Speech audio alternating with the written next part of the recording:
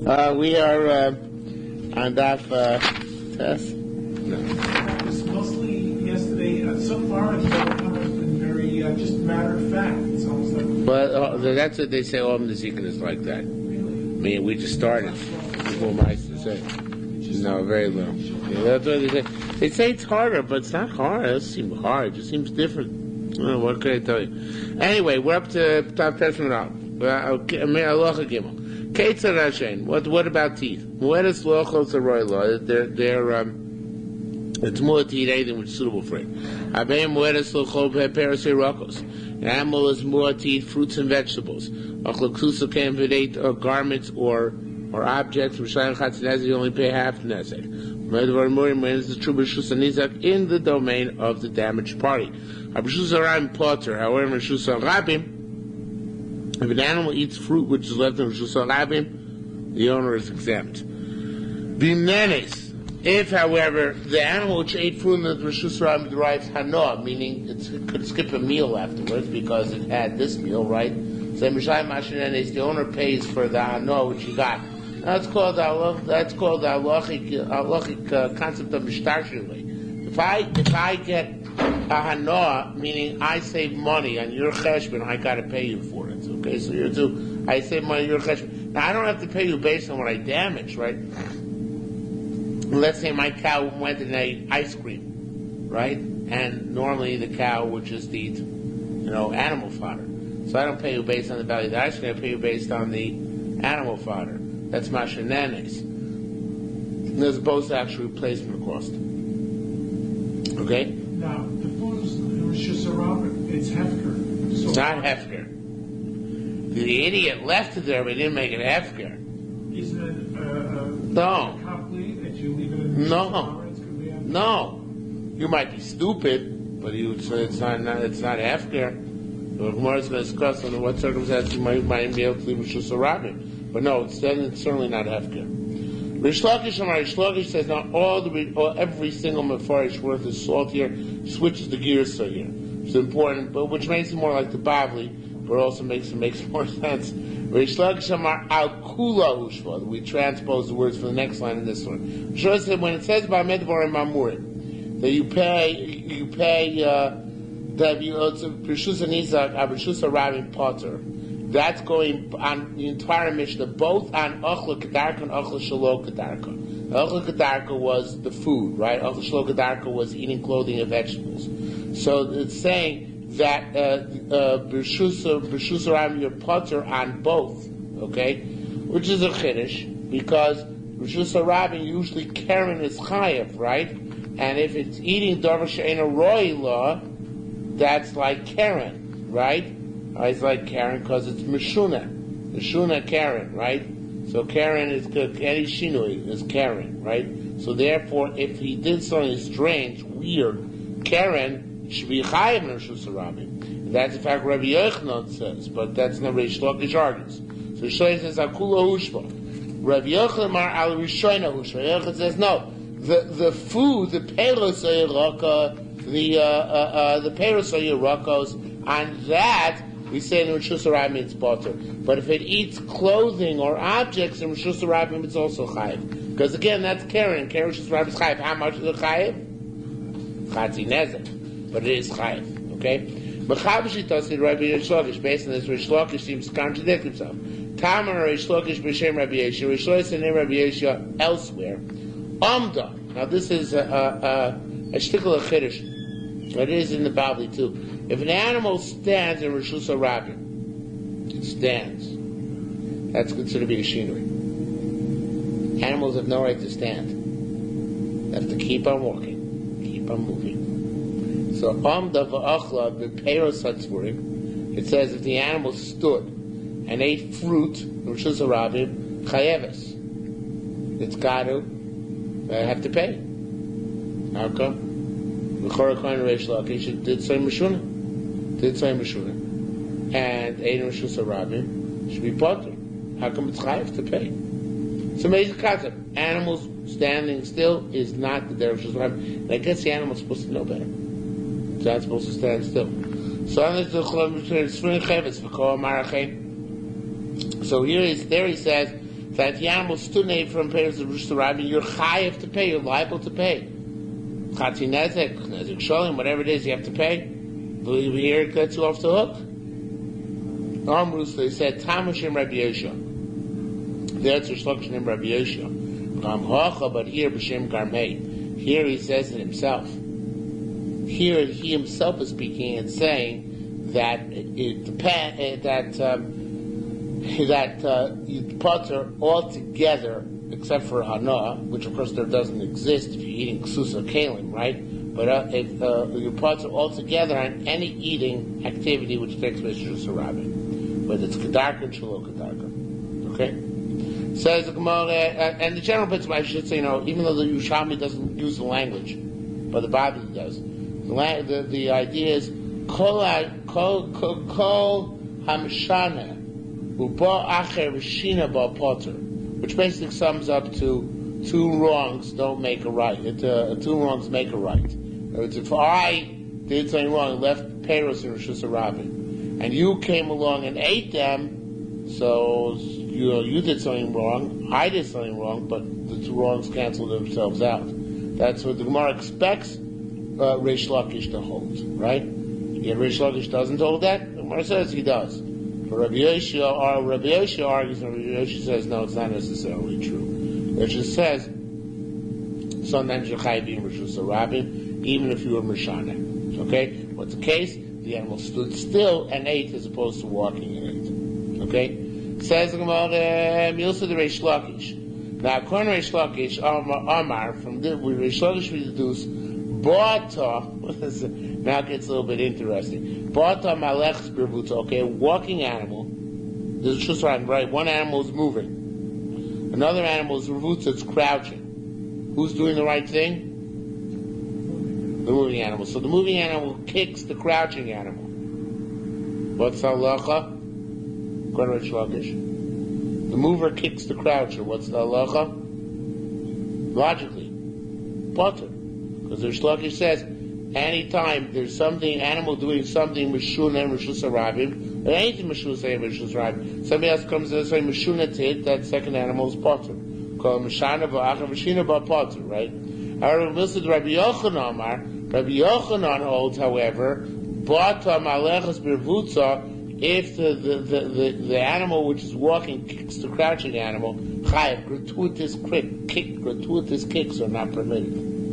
It's true that this one was Mishana, but who gave you the right? According to them, two wrongs don't make a right. Nobody gave you the right. Just like Rabbi Yochanan said in our Mishnah, explain our Mishnah, if the animal makes ksusa kelim and rishusa rabim, it's talking chayav, at least chatzi nezek, right?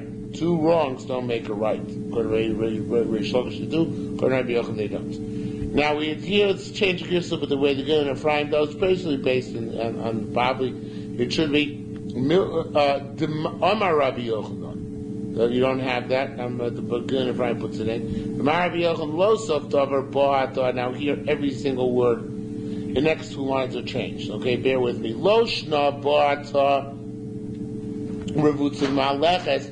Not only where the crouching animal, the animal is doing the wrong thing, kicks the moving animal, the animal is doing the right thing, or mehaleches b'mehaleches, both animals are doing the right thing and one kicks the other. Ella, even bata, again, it's not the way you have in front of you. Ella bata mehaleches birvutza, even if the animal which is moving kicks the crouching animal, which is the chorah would seem to be if the animal was engaging in the correct behavior, attacks the animals engaging in incorrect behavior, still you're chayav. Why you're chayav? Because Rabbi Yochanan holds it doesn't give you the right to gratuitously kick the other animal. Okay. Rabbi Ami said back to where you have the Gemara. Rabbi Elomar Reish Lakish Ela Bata Malechas Birvutza Petura. It's only if the Malechas, the animal's walking, kicks the crouching animal, then you're potter. Ava revutza b'malechs, Rabbi Yochanan concedes, if the revutza, and this makes sense, if revutza kicks malechas, the animal is moving, the animal is attacked. He's doing the right thing. And the crouching animal gratuitously attacks him. Or even malechas b'malechas, two animals which are both moving. one attacks the other, chayeves, then the attacking animal's master is liable. Why is that? Because obviously, in that case, there's no kol ha-mishana v'achar v'shim, but it needs to be an initial wrong, and somebody else wrongs that person who's doing wrong, then you're a potter. But here, the wronging animal is the animal doing the attack. Right? The animal who's being attacked is perfectly legitimate. It's walking along. Now, next line, nobody knows exactly what to do. Some people take it out, some people don't take it out. Tani Rabbi Yesha Kula Potter. Actually, not this line, one after. Tani Rabbi Yesha Kula Potter. It just said, under all circumstances, you're Potter. So I'm going to learn this the way Lieberman learns it, because it seems that Lieberman has the right shot here. By the way, there are two svarim of Lieberman on the Zikin. One is the Talmud Shaki Sarin, and the other in which he tries to prove that this whole Talmud is written in Caesarea, and the other which is basically cross-references to other places in Shas, and the other is his notes on the Scorio manuscript, which is a manuscript of Bava Kamma, Bava Basra. So either way, he wants to propose to learn this line. It says, Tan Rabbi Yesha Kukula Potter. So it says more, time at Rabbi Yesha and Karen B'Shus Rabim. Is that because how can Rabbi Yesha say you're Potter altogether? That would indicate that there's no Karen B'Shus Rabim. How could that possibly be? And the truth is that Rabbi Yesha himself contradicts it, because Rabbi Yesha himself said before, If the animal stands still, which is the shinui, and it's been Rishus Rabim, you're chayev, right? So how can Rabbi Yesha hold? It's a contradiction of Rabbi Yesha. Well, you can't hold there's no Karen Rishus Rabim. Can't be. Okay. Other people learn this line b'nichusa as a statement of Rabbi Yesha. There's not a Karen Rishus Rabim, but that's very, very untenable, because Karen by definition is Rishus Rabim. So therefore, it's best to be like Lieberman that it's a question. Time Rabbi Yesha Karen Rishus Rabim says more depends. Rav, and this is an answer, but Rav says, if it stood and it ate from Peiros Tzvurim. Now, according to the way the Shai Teres Yisrael learns the Girsa here, and the Ridbaz, it should be Potter. Throwing the word Potter. But I'm not so sure anymore, because before we said, name Rabbi Yesha Amdav Ochlim Peiros Tzvurim Chayeves. Right? So I'm not sure. Maybe we shouldn't throw in the word Potter. Maybe this is a case where it's chayav. Let's see based on how we go, see him on base. See now, in retrospect, I'm going to change a lot of your souls down on my base based on Shai Teres Yisrael, but I saw Shai Teres Yisrael before seeing Lieberman, so now maybe based on Lieberman, what doesn't have to change so much. I'm going to try and figure it out on the fly. So it says more on my base, my Kelu B'Shem. Okay, there's a Gemara later on. Actually, a Mishnah Zayin, and Halach Zayin later in the parak. It speaks about a kula and shame over Karen, right? So what's the kula and shame? Sha'achla.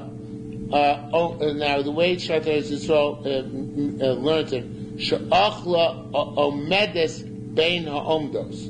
When is it a kula? When the animal is eating and it is standing among other animals. Nevertheless, in other words, a whole bunch of animals standing and it's eating. So then it's in that case it's potter. But now I'm not so sure. And according to Lieberman, I think I would not change the concepts. I'd say my Caleb Shein Sha'achla my lechas beinom omdos. Lieberman said, the Rav Oshia said on Amud Aleph that an animal just standing still and eats is chayev, right? So I might say, so that which Rav Oshia said is patur, right? That which Rav Oshia holds, which I just said that kula patur, that would be according to without changing gears. Ma kelu b'shein sha'achla. When is the shein exempt? Ma'alech in Rishus Rabim, ma'aleches beino omdos. A whole bunch of animals are eating. They're all standing still. One of them is ma'aleches. So it's walking and eating. So that animal is takapoter. The rest are chayev. Right? They're mishana. It's not. So the animals that are Mishana, they're Rishoyim, so to speak. They have to pay. The animal which is Maleches, it's a Tzadekis, so to speak. It doesn't have to pay. Okay, that's what Rabbi Yosha would say. When is it potter? When it's walking. Chomer bekeren, on the other hand, what's keren, which is chomer? Shebata Maleches es haomedes, where you have an animal which is walking, which kicks the animal which is standing still. And that would be like Rabbi Yochanan. Okay, here too, there's gears, but not necessarily necessary. When the animal kicks, a walking animal kicks an omedes animal, it's true, in that case, theoretically, the tzaddikus was kicking the Rishah. But we saw Rabbi Yochanan already said in Omarav that B'ata Malechus Birvutza is chayev. The gratuitous kick is never allowed. It's not good manners. So therefore, it's the animal's chayev. I think that sounds good. I like that. If you give me a minute, please. I want to change wipe out some things in my Gemara.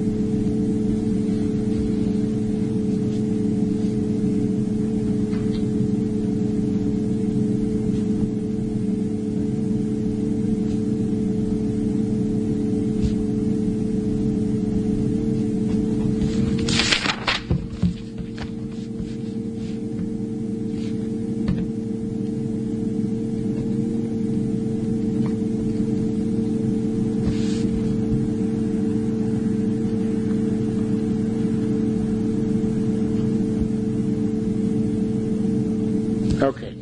Ilfi said, if the animal stood and ate from fruit which was gathered together, it's chayev. Okay? Which is the same thing as Rabbi Yosha said before. My kelub b'shein, what's the kula of shein? She'achla ma'aleches bein omedes, right? He's basically saying the same thing. She'achla ma'aleches bein omedes.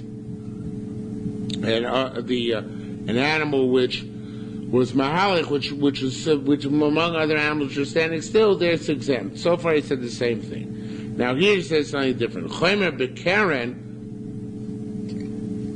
What's the chomer by keren? Sheboata maleches es ha-maleches ilfi, who's actually calling the rest of the Yerushalmi Chilfei. It's interesting. He was called Ilfei. Ilfei says that he wouldn't go so far as to say that an animal which kicked a walking animal, which kicked a standing animal, like Rabbi Yochanan said, that gratuitous violence is chayev. But he does agree that maleches, which kicked another maleches, is chayev. That's bullshit, actually. Okay, so according to him, an animal which is maleches kicked another maleches is chayev, because you're both doing this the right thing. But animal which is maleches, which kicks no medes, according to Ilva, would be potter. So therefore, there's only machlokas between Rav, who made the statement on top, and Ilfi, who made the statement over here. It's just about what's the chomer by keren. Is the chomer by keren by maleches who kicked the medes, only by maleches who kicked the mahaleches? But certainly in the case of an animal which is mehaleches and eating, that for sure both of them agree that you're potter. Okay? So when is Karen potter and Shusa Rabim? We're a mehaleches which ate. That's Karen b'Shusa Rabim, because no.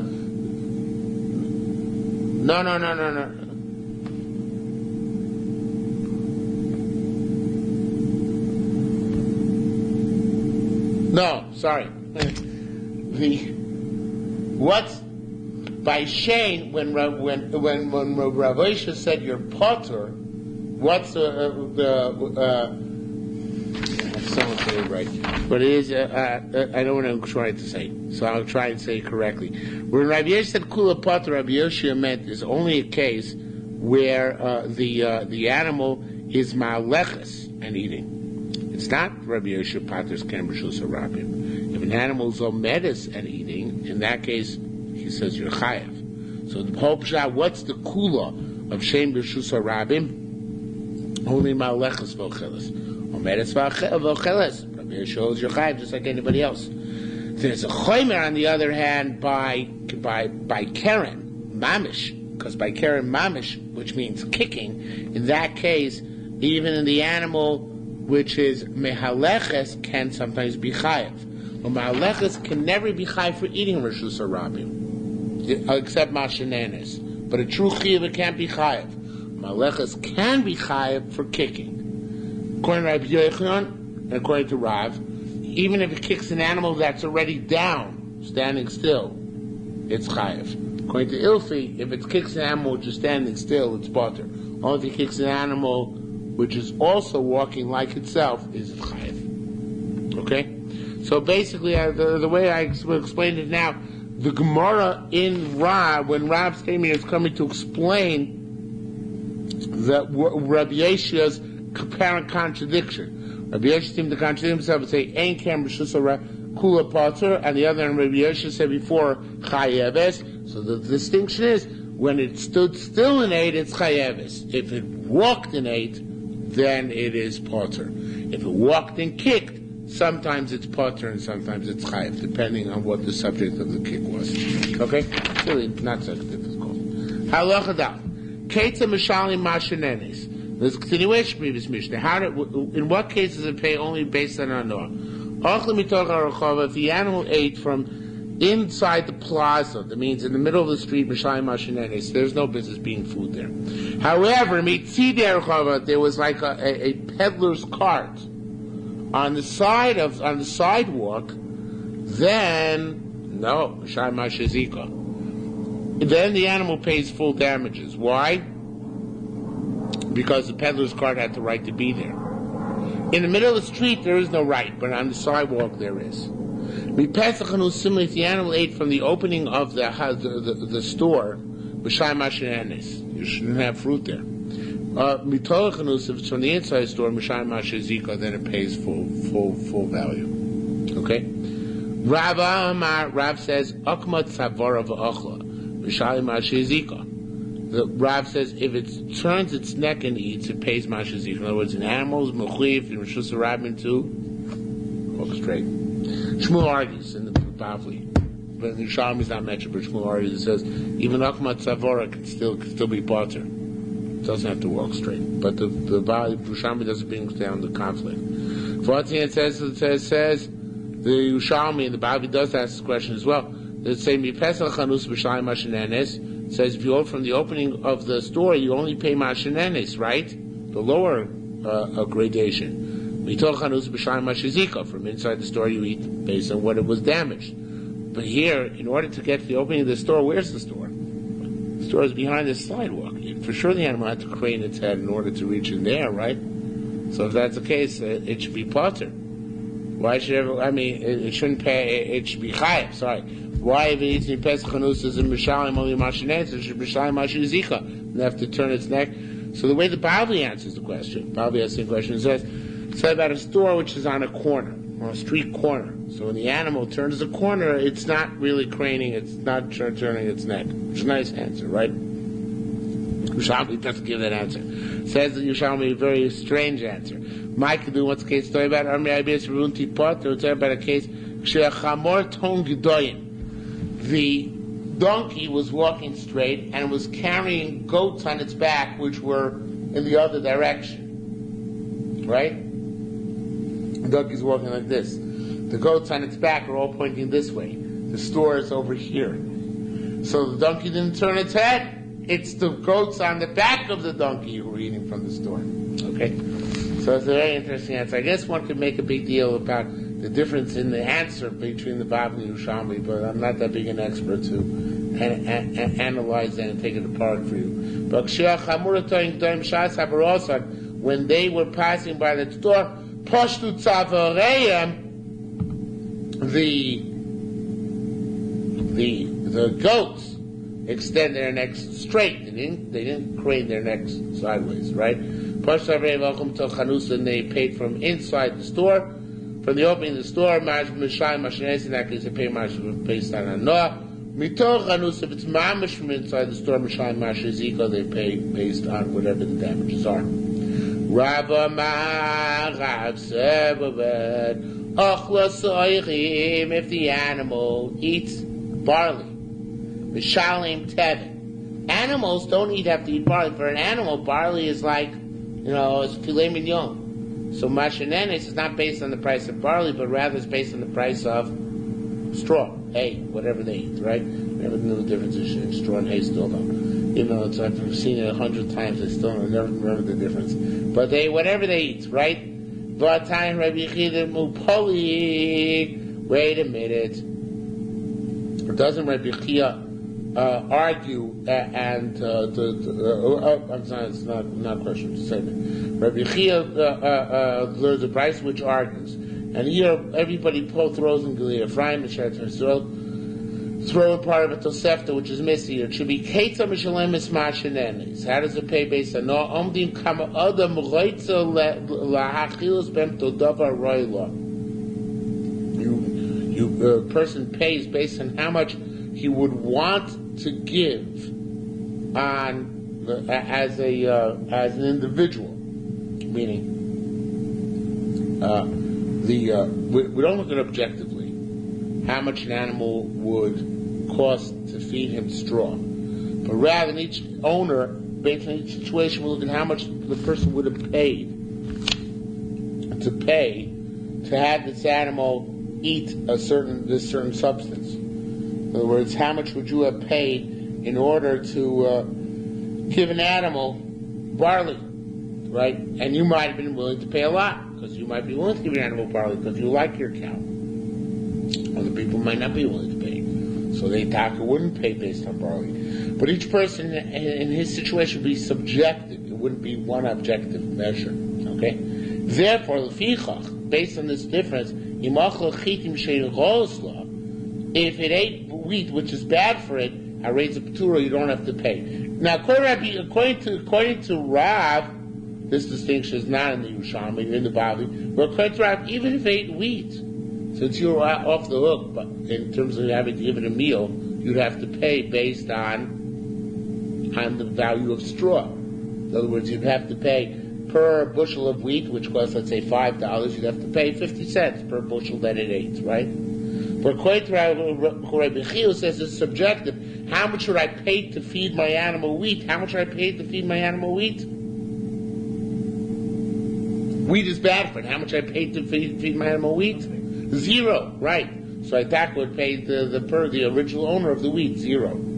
So it's a very different scale and measure. You see that? Yeah, I guess. According to Rav, then you pay based on a standard rate. For every bushel it eats, you pay as if it was a bushel of hay. According to Rabbi Chia, you pay based on what you would have been willing to pay to have your animal have this better grade food. Of course, if it's better grade food, which is harmful for it, you wouldn't have been willing to pay a cent. So in that case, you don't pay a thing. Okay, so it's a very basic focus. Okay, it says Gemara If an animal gets sick from eating the wheat, can you sue him? No. Why? That's like modern American law. Yeah. No. Because the animal, to keep your animal at home, you don't want your animal to get sick. No. Okay? In America, you sue. Shinas Vacha. If the animal, to the top of Yudam Rav, the animal changes and eats. And in other words, it eats something which it shouldn't eat. So Mishalim Nezik Sholim. It pays full value. So the Gemara is astounded by this, although the Gemara is kind of understated about the question. But if it's a Mishana, how much should it pay? If it's a Mishana, how much should it pay? At most. about the minimum. What would be the maximum payment? Chatzi nezek. Animals mishana. Yeah. Call mishul, anything which is mishuna is karen. So why should pay more than chatzi nezek? That's what the word is down. So it says, we're talking about not a shinui when ate which was suitable for it, but ate in a creative manner. For example, the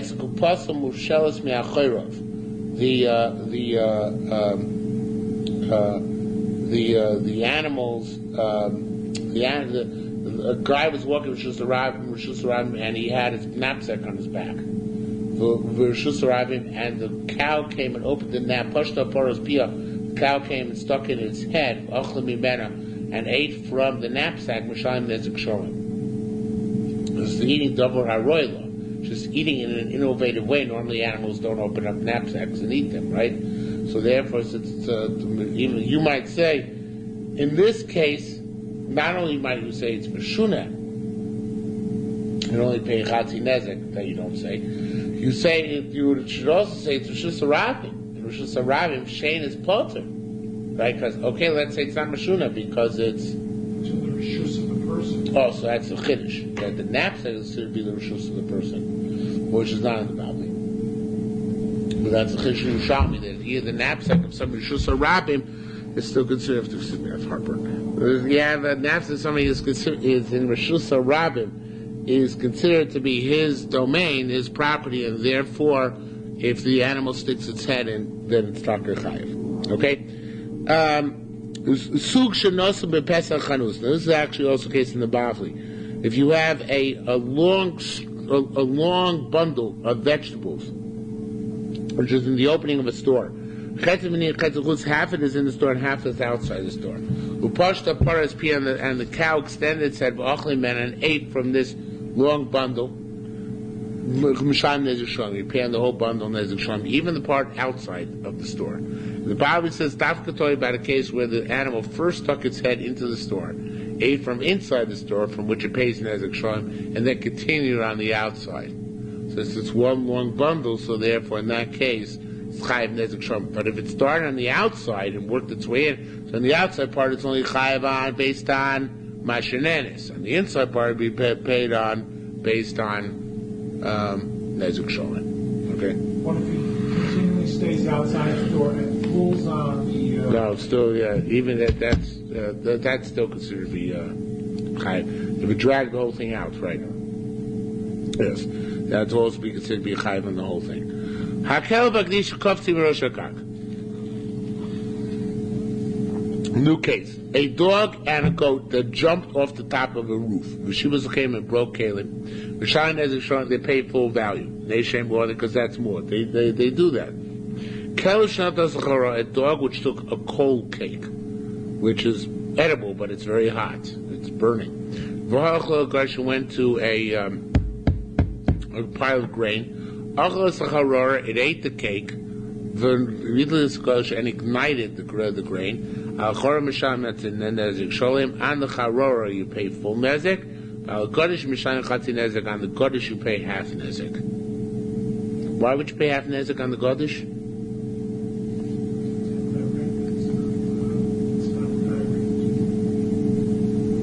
What halacha is that called? By an animal. Tzoros.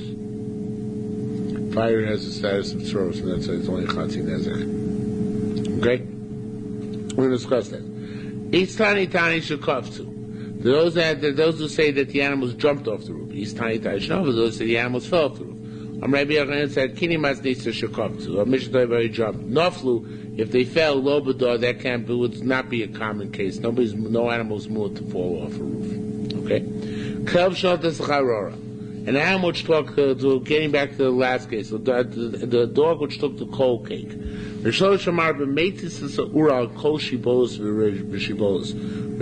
says, you only chayv if your dog took the coal to each stalk of grain and lit it.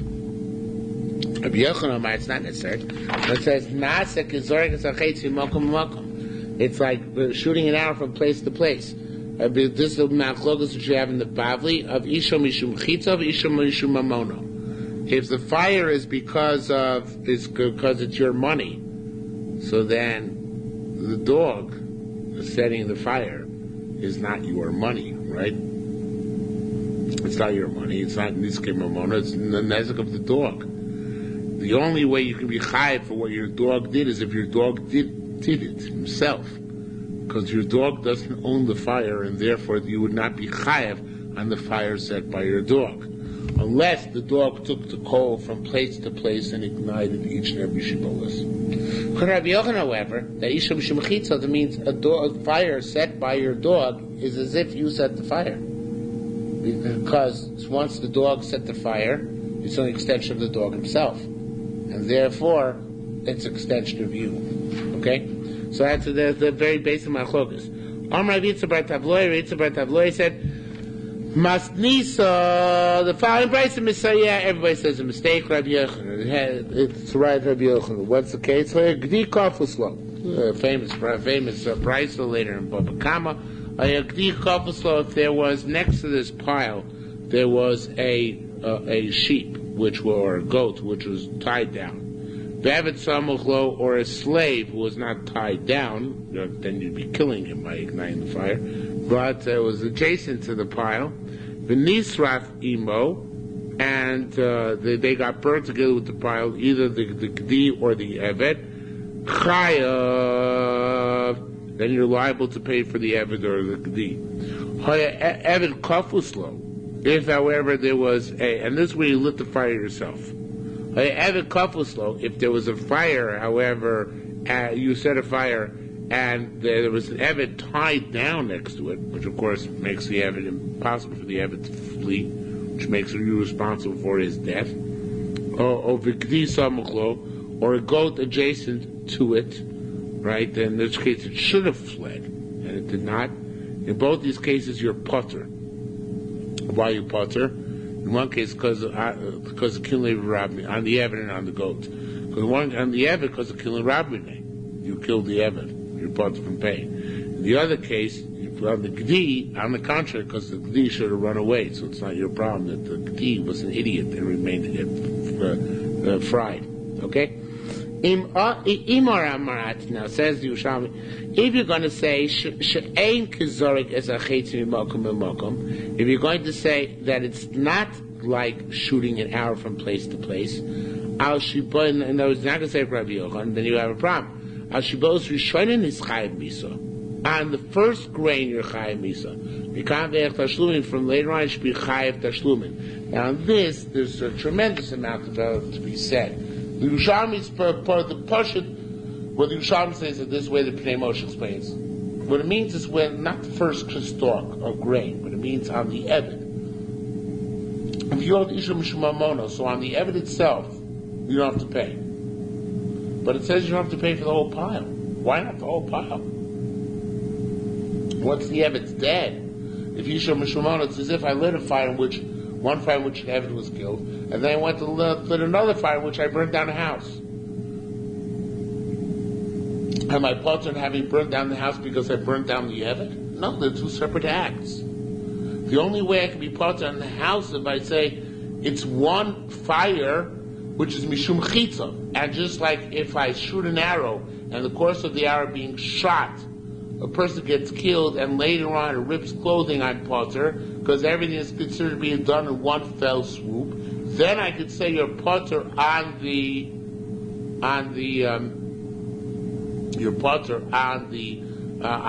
rest of the Godish, because an evet was killed at the beginning. But otherwise it makes no sense. So it's a riot, it's Rabbi Yochanan.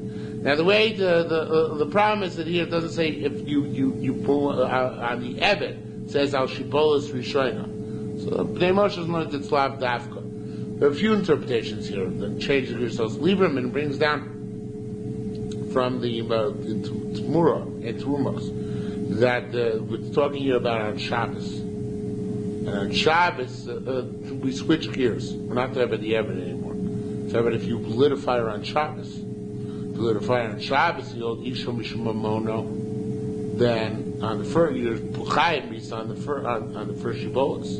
But afterwards, it's like your animal having damage on Shabbos, right? So why should we potter, right? be chayiv on the rest of it. Yishum Shomon. Yishum Shumchitzav, however, everything is considered to be Yurdui on Shabbos. So therefore, all is considered to be part and parcel of the first activity. And therefore, you remain part of whatever happened later on. Okay? It's famous Nimukei Yosef and Bava Kamma on this sugya.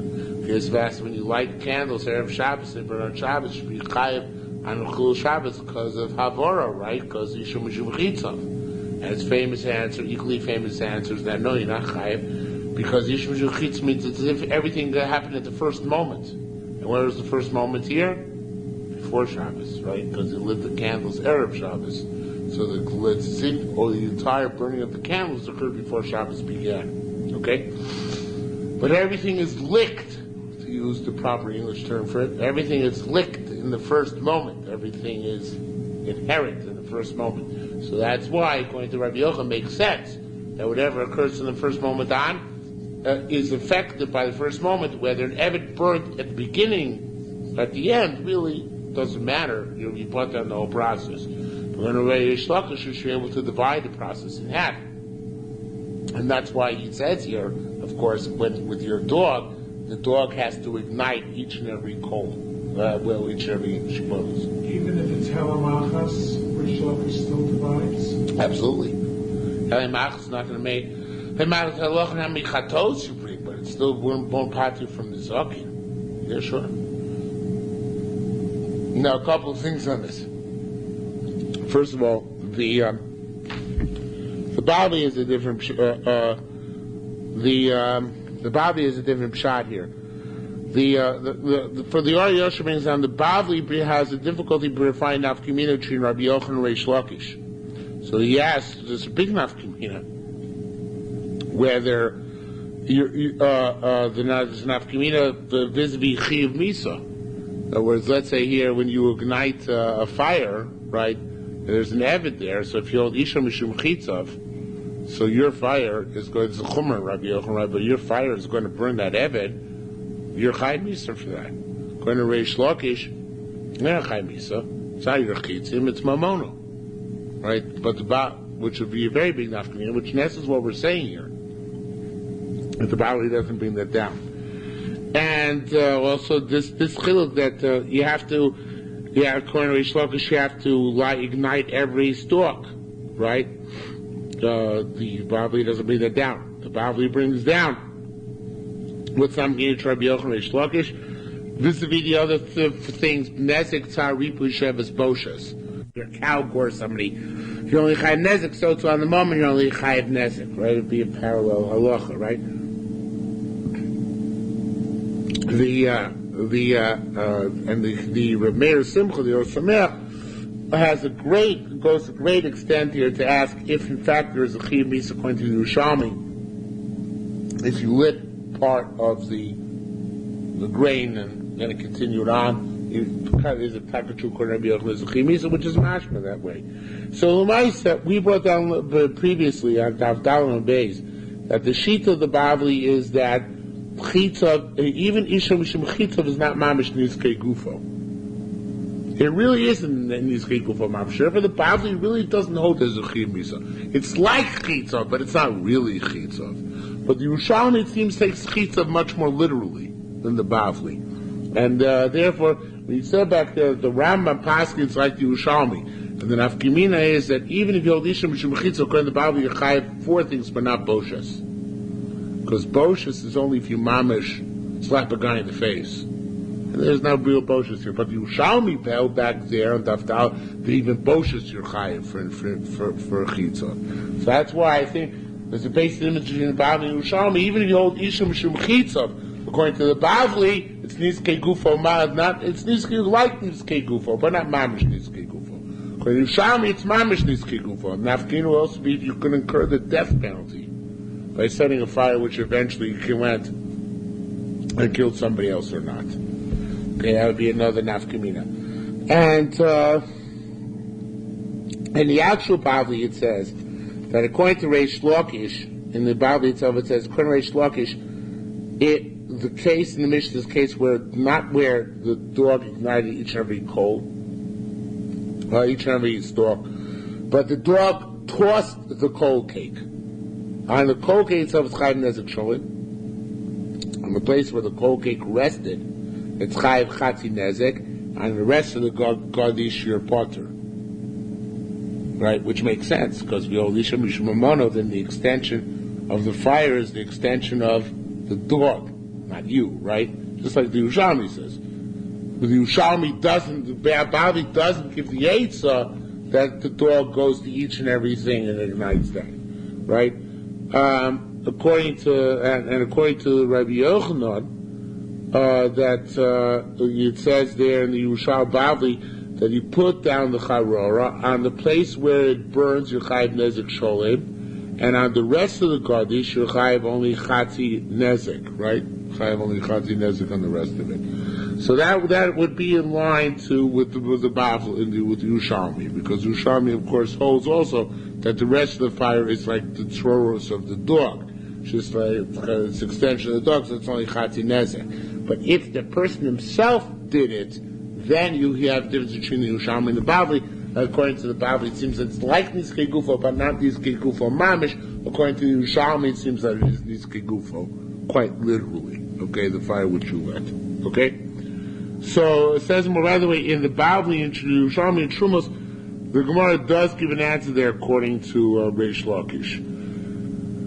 That the Gemara there says that even according to Reish Lakish, once you lit a fire on part of the grain on Shabbos, it's true, theoretically, the rest of it is mamono. But nevertheless, it all is, it could come lidei chiyuv misa.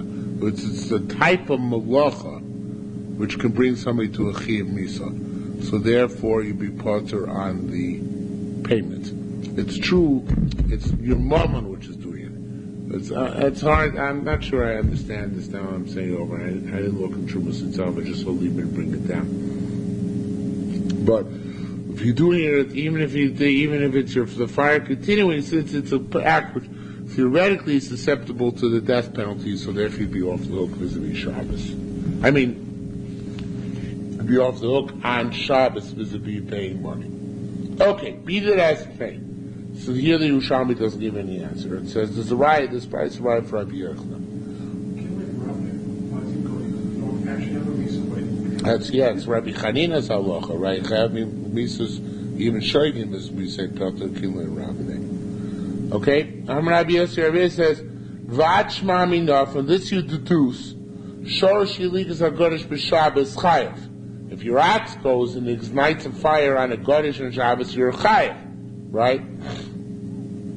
Because your ox went into it, not you. Your ox is no chiyuv to keep Shabbos.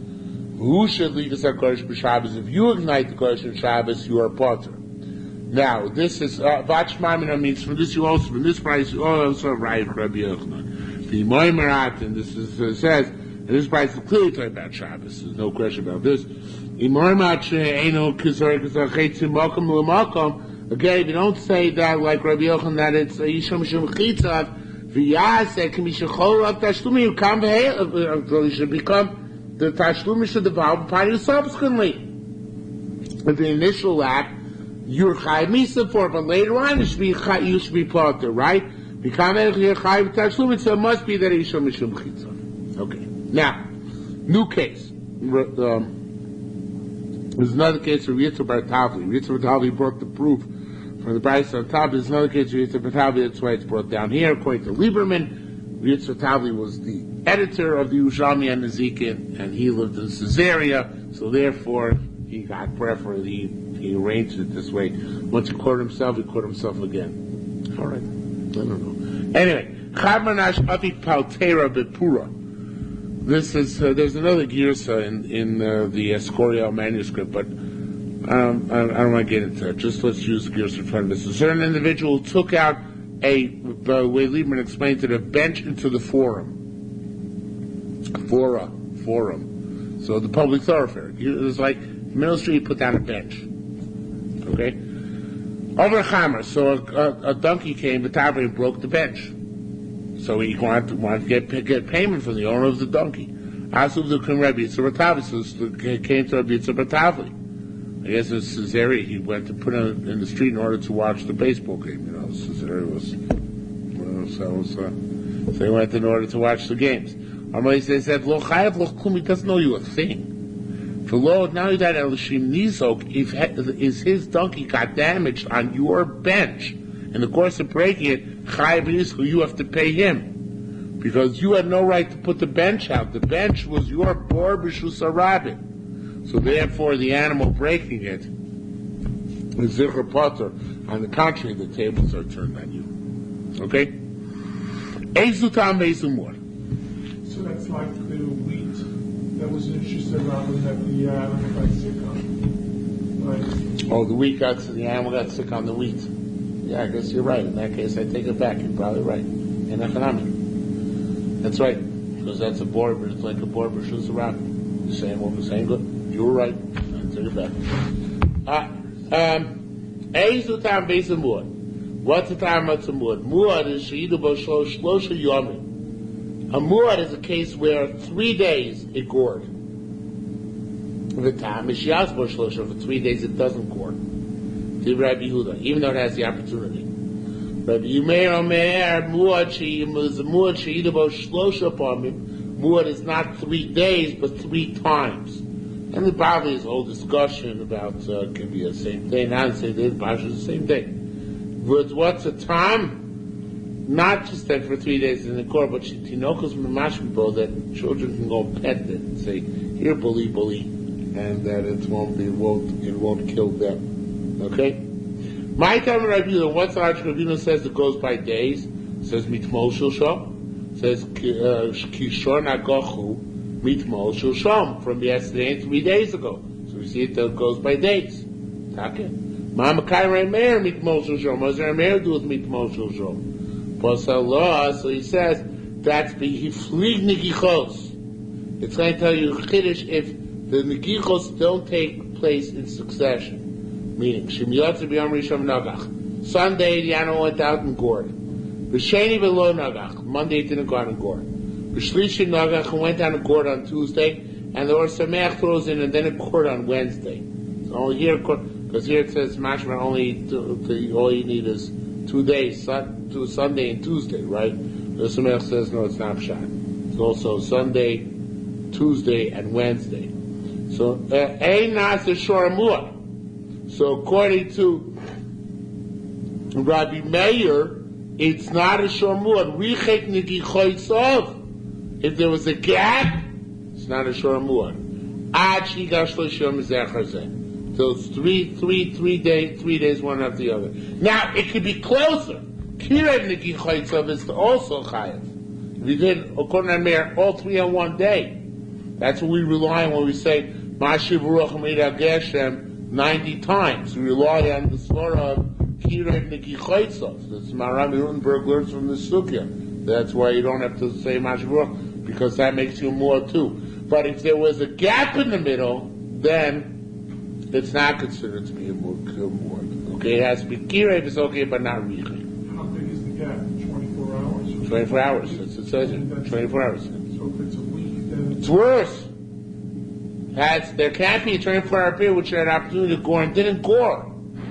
That breaks the pattern of making more. So Rameir rejects the idea of that's the classic case. Yeah, we don't have more than Sirugan. Yeah, that it gores day 1, day 3, and day 5. Not in Sham. Doesn't have it. It's a classic case of Bavli here and Hilchos Nida. Right, it's not here.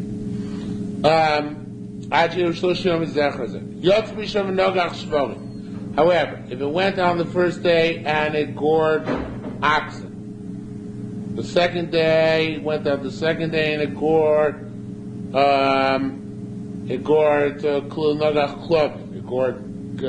dogs. The shlish went on the third day and it gored pigs. So then, day shlosha minim shlosha yomim. 3 different types in 3 days. Maushi has a shormur. Has become a shormur. The more doesn't say, but the Bible says, yeah. Comes more to a cold, not just to oxen, it comes more to all types of animals. Yotzav went out the first day and was no geach. Sheni lo yotzav. The second day didn't go out. It's not this kippur day. It was kept penned up the second day. B'shlishi yotzav v'nogach. And according to Yerushalmi, and this is important, to change the whole pshat, but Revi also went out and was no geach. So went out Sunday, Tuesday, and Wednesday, but didn't go out Monday. Didn't skip a day, but didn't have the opportunity. What's the story? Let's say it's like the machlokas of Ravuna. These Bible we have machlokas like this. Nido Shabbat Katzman. Now this is a Nido who's a candidate to become a Zava. How many days it takes to be a Zava? 3. So she checked herself b'yom rishon. First day matzah tummy, she was bleeding. Sheilo Batka, the second day she didn't check. B'shlishi Batka, the third day she checked the matzah tummy, and again, according to Yerushalmi, she checked herself on the fourth day.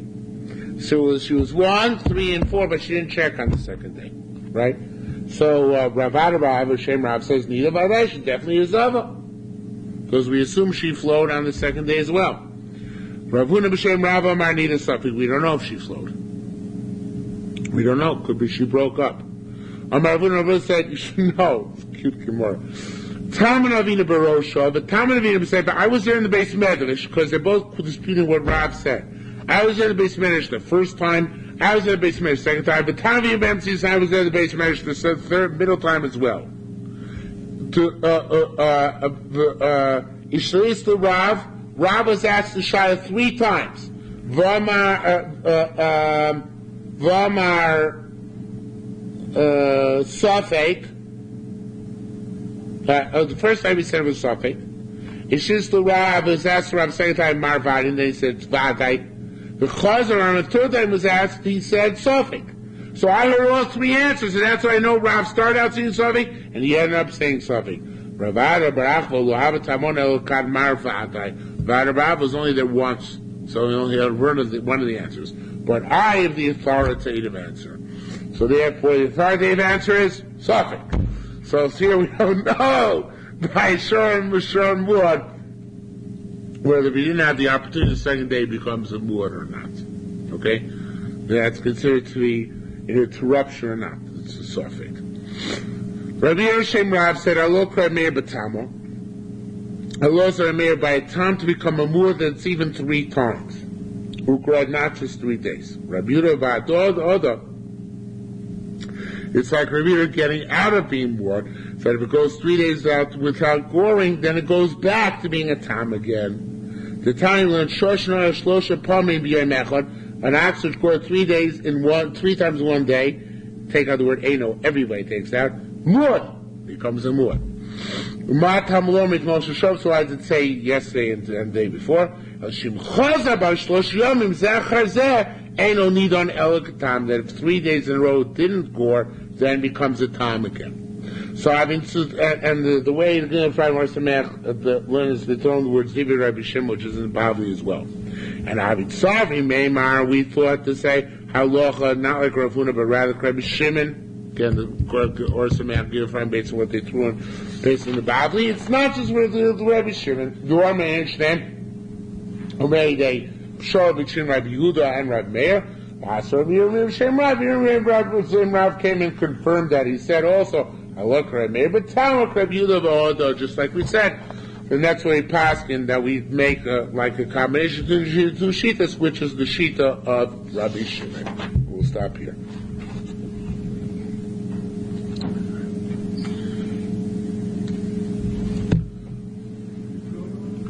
I said I have heartburn. Yes, I'm sure I have heartburn. Too much coffee? No, it was cooked. I had leftover cholent, and I had fruit juice and coffee. That. Takes some time.